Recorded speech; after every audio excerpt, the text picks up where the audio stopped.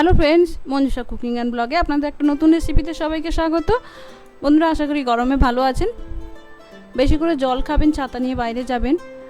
আর এই গরমে কিন্তু সবসময় রুটি, লুচি বা পরোটা খেতে ভালো লাগে না, তাই ভাবলাম আজকে একটা নতুন ধরনের রেসিপি আপনাদের সঙ্গে শেয়ার করি। এটা বাচ্চাদের টিফিনও দিতে পারেন, রাত্রেও করতে পারেন, কারণ বাচ্চাদের টিফিনে রোজ রোজ কী দেবো আমরা অনেক সময় ভেবে পাই না।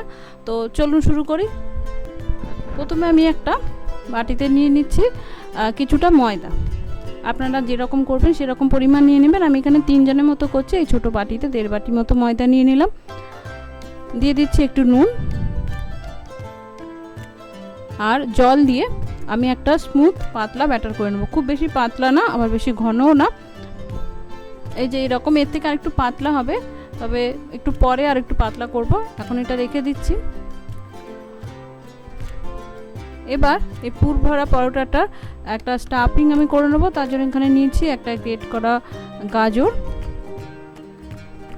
শসা কুচানো, ক্যাপসিকাম কুচানো, পেঁয়াজ কুচানো আর কাঁচা লঙ্কা কুচানো।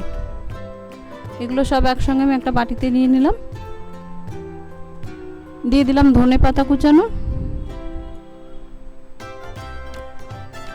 দিয়ে দিচ্ছি নুন,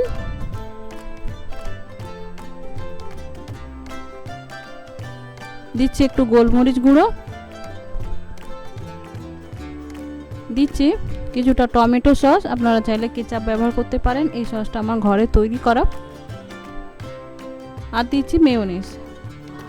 এখানে আমার সাদা ভেজ মেয়োনিজটা নেই, আমার কাছে তন্দুরি মেয়োনিজ ছিল, তো সেইটা দিচ্ছি। আপনাদের কাছে সাদা ভেজ মেয়োনিজটা থাকলেও দিতে পারেন। এবার এগুলো আমি সব একসঙ্গে ভালো করে মিশিয়ে নেব।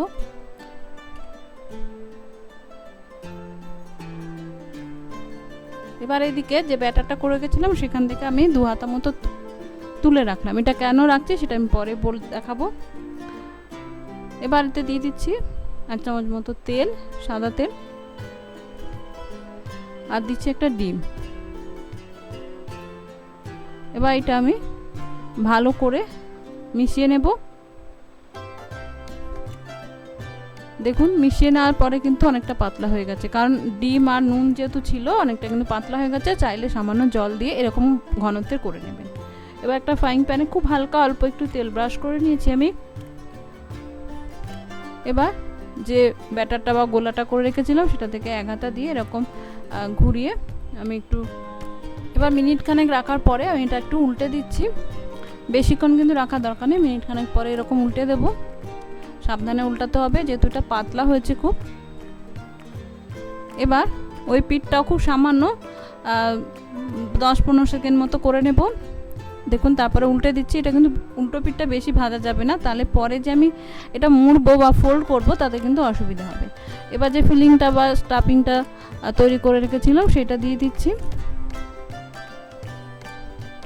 দিয়ে এবার এরকমভাবে মুড়ে নেব।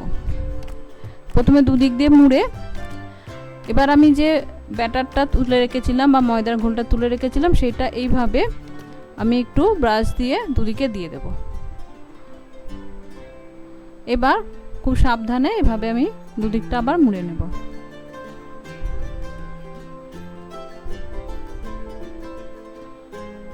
দিয়ে অল্প একটু তেল দিয়ে, খুব সামান্য তেল, এতে কিন্তু খুব বেশি তেল লাগছে না। লুচি পরোটায় যেরকম বেশি তেল লাগে এতে কিন্তু সেরকম বেশি তেল লাগবে না, তাই এই গরমে কিন্তু অনায়াসে খেতে পারবেন। এভাবে অল্প একটু তেল দিয়ে আমি 2 পিঠটা লাল লাল করে ভেজে নেব। ভেজে নিলেই তৈরি পুর ভরা পরোটা। দেখুন, দুদিকটা কিন্তু সুন্দর লাল হয়ে গেছে। এর বেশি কিন্তু করার দরকার নেই। এটা কিন্তু খুব নরম ক্যাতক্যাতেও করছে না, আবার বেশি শক্তও কিন্তু হয়ে যায়নি, তাই সবাই খেতে পারবে, ছোট বড় বয়স্ক সবাই।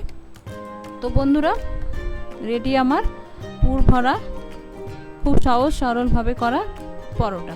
বাচ্চাদের টিফিনও দিতে পারেন, রাতের ডিনারের জন্যও করতে পারেন। বেশিক্ষণ সময় লাগবে না, আবার বেশি অয়েলিও না। তো আশা করি আপনাদের ভালো লাগবে। ভালো লাগলে অবশ্যই বাড়িতে একবার ট্রাই করে আমাকে কমেন্ট করে জানাবেন কেমন হলো। নমস্কার, ধন্যবাদ, ভালো থাকবেন।